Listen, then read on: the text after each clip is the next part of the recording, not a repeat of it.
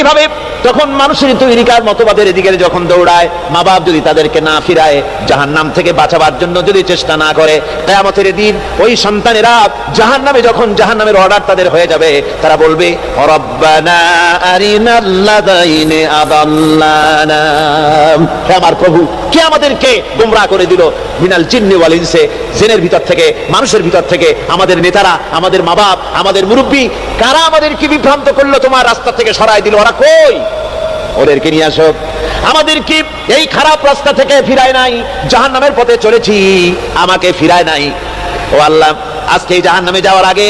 ওই মা বাপ আর মুরব্বি আর নেতাগুলি নিয়ে আসো, নাজআলহুমা তাহতা আকদামিনা লিয়াকুনা মিনাল আসফালিন, নিয়ে আসো, ওদেরকে পায়ের তলে রেখে তারপরে জাহান্নামে যাব। আমার ভাইরা, যে ছেলে আজকে মানুষের তৈরি করা মতবাদের আন্দোলন করছে, ইলজাম করছে, হাজারো মতবাদের দিকে আকৃষ্ট হয়েছে আপনার ছেলে,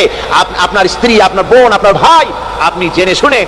তাদেরকে ফিরাচ্ছেন না, আল্লাহ রাস্তায় আনতেছেন না, কিয়ামতের দিন ওরা পালাইতে যাবে এবং ওদের এই অপরাধের কারণে, ফিরানোর কারণে, সহযোগিতা করার কারণে কিয়ামতের দিন অবস্থা করুণ হয়ে যাবে।